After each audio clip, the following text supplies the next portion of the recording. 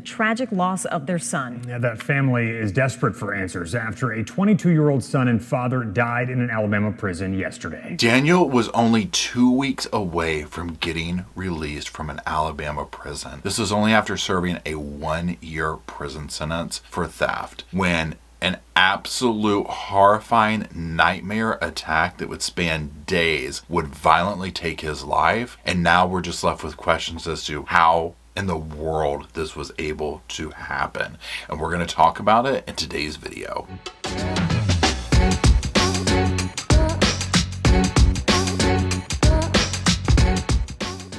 Hello, Sofa Squad, and welcome back to the sofa. Sofa's back there with Mr. Roscoe. He's hiding back there, but he is holding it down back there. He's our mascot.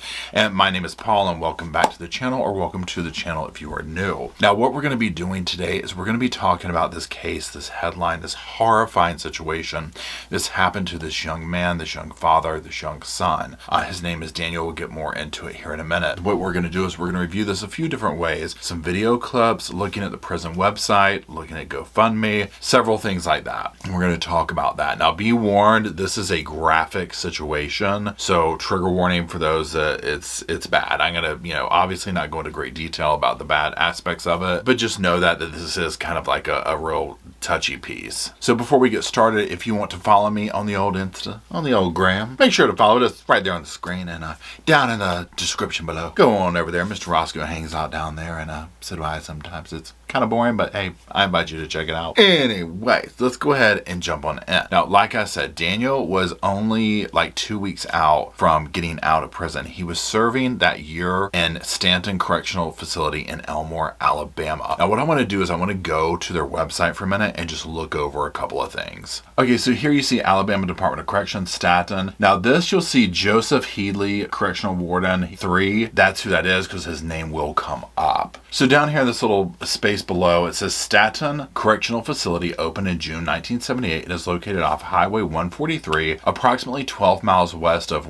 Topeka, Alabama. The institution was named in honor of Thomas F. Stanton, a previous chairman of the Board of Corrections. Stanton provides emergency medical care and a medical observation unit for Elmore and Frank Lee facilities. Additionally, Stanton, through the Ingram State Technical College, offers educational and vocational courses such as basic adult education, college classes, literacy programs, auto body and heavy equipment repair, upholstery, welding, horticulture, and barbering. They have a library, staff psychologist, substance abuse programs, and it's classified as medium custody correctional facility. The Ingram State Technical College offers the following education programs there: barbering, logistics and supply chain management, electrical, HVAC, masonry, welding, automotive body repair, diesel mechanics, and plumbing. Now here you'll see the security career opportunities, and these are just all the different hiring events that are coming up, because one thing that interests me about this case, or that I started looking into, is just seeing like the shortage of staff at these correction facilities in Alabama, but really in many facilities across the country. It's just a hard position to fill. And so as you go down here, you see the requirements for it.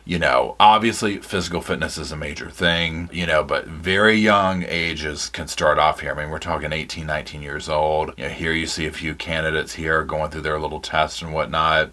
And it's then giving the price that they start paying the salaries and whatnot. So as you'll see, maximum security is $56,000 and some change, medium $54,000 and some change, and work release $51,000 and some change. Now the benefits down here is 13 annual leave days, 13 annual sick days, 13 paid holidays, 21 annual days of military leave, and it goes on a little bit more about raises, retirement plan, furnished uniforms, salary raise, probationary, promotional, cost of living, annual merit, etc.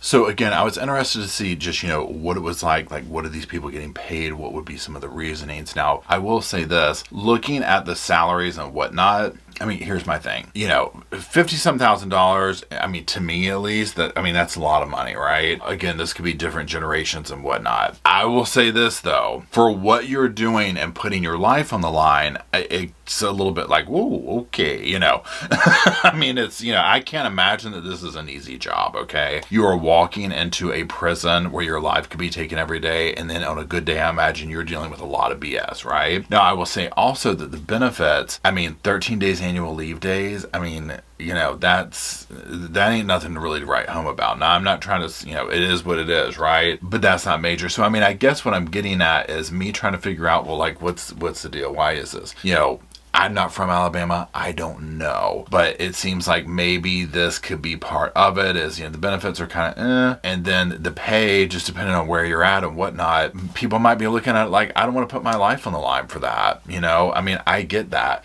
Also, if you're of that frame of mind, it probably wouldn't matter if it was $100,000 a year. You know, you just, if you don't want to put your life on the line, you don't want to put your life on the line, and that's totally understandable. So I just wanted to see what that part was like. Let's keep going. So, like I said, Daniel was a son. He was a father. He had a fiance, a little baby. You know, his father, stepmother. This was someone's friend, someone's lover, someone's son, someone's father, and only 2 weeks to go. Now, here's the thing. When I first saw the headline, I was like, what were his charges, before I even knew his age or any of that? Because I'm thinking, this is probably, maybe this person was attacked because they had, you know, some bad charges, like things that aren't good to have in prison, you know what I'm saying? And when I learned it was like a theft charge, I was like, oh my God, like, okay, what went wrong? What broke down? So here's the thing. Terry and Taylor Bostic, his dad, stepmother, they get these phone calls, and it's like, hey, you know what, your son, he's in the hospital. This is from the warden. He's in the hospital, and, you know, drug overdose. This is what's going on. Well, obviously they're concerned, you know, and they'll say, we'll listen to an interview of maybe he got a hold of bad drugs, something like that. So they're like, well, you know what, we need to go check this out, right? Like anyone would. So then they're like, well, let's go to the hospital. We need to see him. And let's take a moment now to hear what his fiance had to say about that visit. But the warden at the prison told them that he overdosed. I went to the hospital,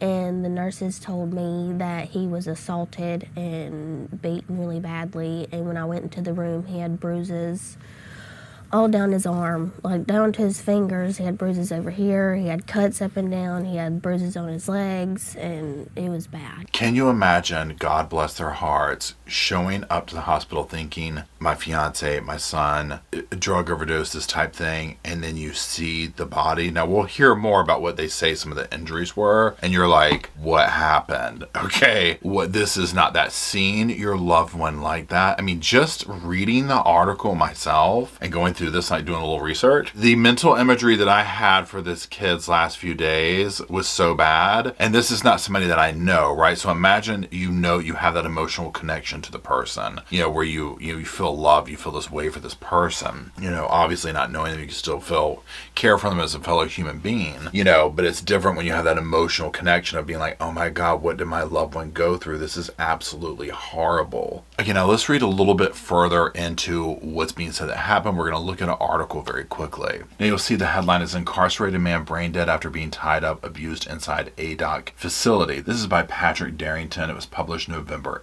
9th, 2023. Let's move on to that article now. So it says, Bostic, Daniel's stepmother, and sources that APR spoke with say that Daniel was bound, assaulted, and sold out by another incarcerated person on or around October 22nd, essentially kidnapped for 2 or 3 days. And when I spoke to the warden myself, he said it's obviously a drug overdose, Bostic told APR. Okay, so me and his father just assumed he got a hold of some bad drugs or something. And we went to see him, he's beaten and bruised up, and you can tell where his hands were bound. I mean, you can tell it's obviously not an overdose. And that's when Terry called the warden and asked why the heck he told us that his son is dying from a drug overdose when it's obviously assault. And all he could say after that was it's under investigation. Now, this is the part where, you know, for me at least, reading through this and hearing this, your blood starts to boil. You know, the fact that the warden is calling up saying this is a drug overdose and all that, and they go and see this poor guy and the state that he's in. I mean, I was like this for the warden. It's like, are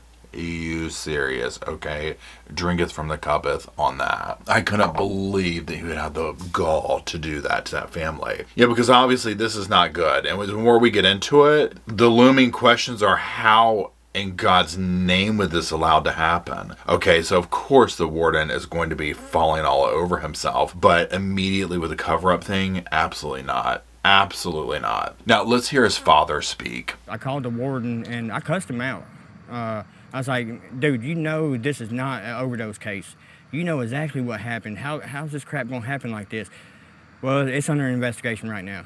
And that's the last time I even talked to the warden. Don't blame him for cussing him out. I mean, can you imagine the anger you would feel if you're being told? I mean, number one, even with drugs, right? Your child is in prison for something. Clearly, they did something wrong. They're paying their price. And then, okay, they obviously got a hold of drugs and overdose. Now we know that this goes on, right? I mean, this is just how this is, okay? But then to get down there and see this and have the warden saying, like, oh, no, it's this, and your child's clearly beaten to a pulp. Not cool. Now let's read a little further into that article to see more of what took place. So it says, Headley, this is the warden, told them Daniel was taken to the hospital on Sunday, October 22nd. However, Terry and Bostic weren't notified by Headley until Wednesday, October 25th, that Daniel was at the hospital. Okay, 3 days. But an incarcerated individual also called and told the family that Daniel was both found and hospitalized on the same day of October 25th. Bostic said she and Terry were informed that Daniel was found in dorm E1, which is not his dorm, and he was tied up, beaten, and rented out for 2 or 3 days. Bostic said Daniel was grave when the incarcerated individuals found him. One of the inmates found him and took him up to the office Wednesday at 11:04, Terry said, but the warden is saying it happened Sunday. We didn't get phone calls until Wednesday. Bostic said that both the hospital nurse and a doctor said there were clearly signs of abuse. The doctor said that there were visible handprint bruises between Daniel's legs, and he had never seen anything like it in his 30 years in his profession. That is absolutely what nightmares are made out of. It literally breaks my heart. I cannot imagine what this kid went through. I cannot imagine. Now, here's the thing, and we'll get more into this in a minute when we get to the end of the video. But again, just be thinking, especially if you follow true crime and you follow these things, you know how it typically works in prisons and jails and stuff like that. For an inmate to be gone and unaccounted for days on end is insane, okay? Absolutely insane. Now, let's revert to an interview from that news clip and see what someone has to say about these type instances taking place in the Alabama Department of Corrections. Carla Crowder with Alabama Appleseed says what happened to Daniel is all too common. The brutality, the violence, the dysfunction, it's not an aberration anymore. It's a feature of the Alabama Department of Corrections. It is our system. And so the kind of horrific deaths that we've seen, what happened to Mr. Williams, is not even uncommon anymore. That is absolutely scary. Here's the thing. So listening to her say this is a feature, it's just how it goes. And I mean, I'm speaking for myself here, but some of you might agree, whatever. When my first thought with this was like, well, what were his charges? Because I thought we were hearing about, another case of somebody had some really bad paperwork. You know what I'm saying? Like maybe somebody got incarcerated on some charges against children or against women or something that doesn't go over good in a prison. And basically we're hearing about prison justice play out type thing. So for me, when it turned out that that's not what it was, this was just literally someone being exploited out and who was so close to going home, it's that's what was shocking. So to hear her say, oh yeah, this is just every day here, and again, I ask the question now, I'm like, well, is it like this everywhere? Because another thing is when looking at the prison, and so in my mind, I was like, oh, well, this must be like some maximum lockdown kind of place. And it's like, it's medium security. I'm like, what? Like all these like little markers that are usually there when you hear about stuff to be like, oh, super max, he had charges against children. You know what I mean? Like this was a case of prison justice playing out, and that's why this took place.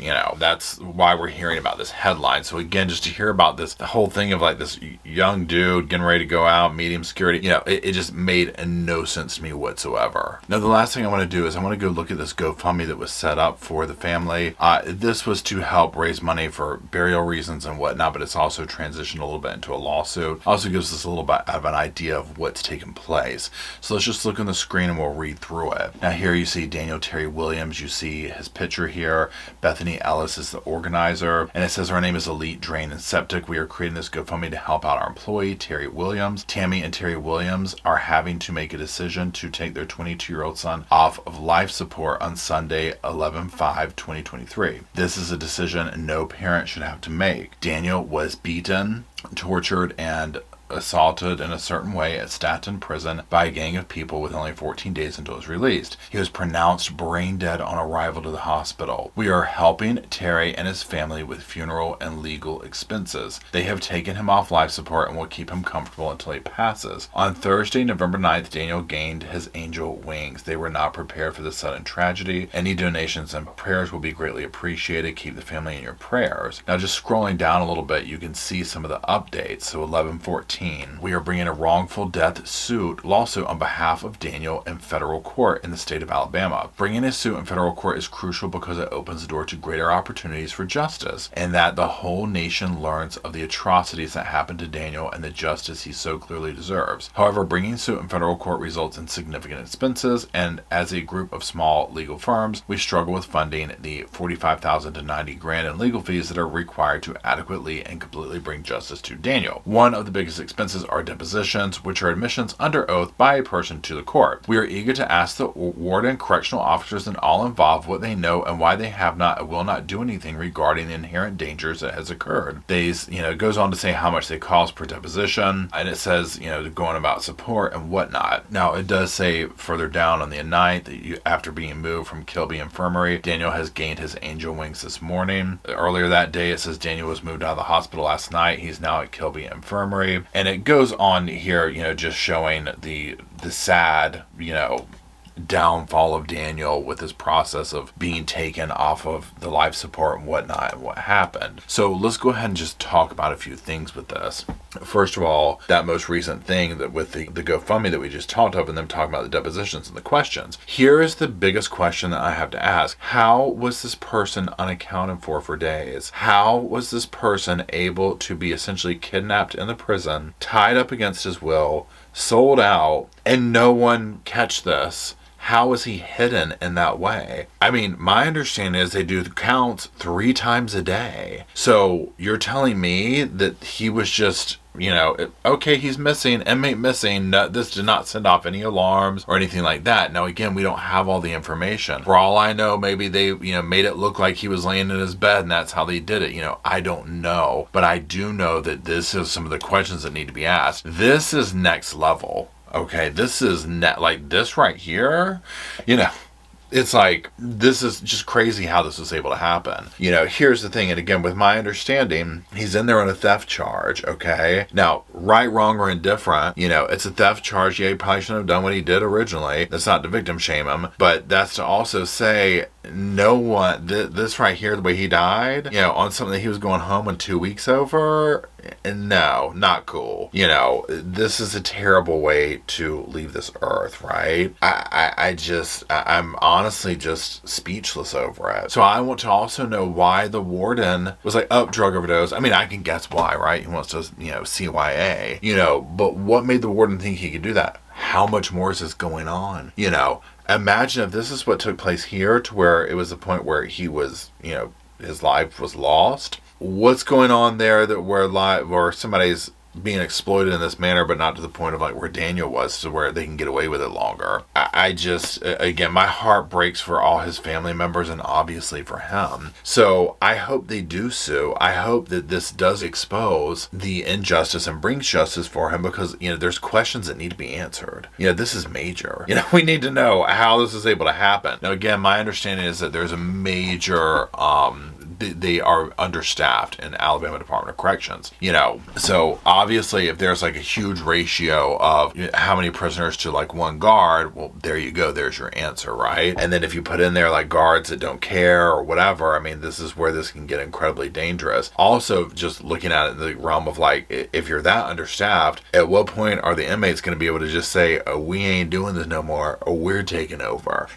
kind of a thing, which could be why they might not be able to get people in there, because I certainly wouldn't want to work there. I mean, even if it was not understaffed, I wouldn't want, I wouldn't do well in there. Okay, let's just be honest. I think we can all guess that, but that's just me. So anyways, I want to know, what are your opinions on this, right?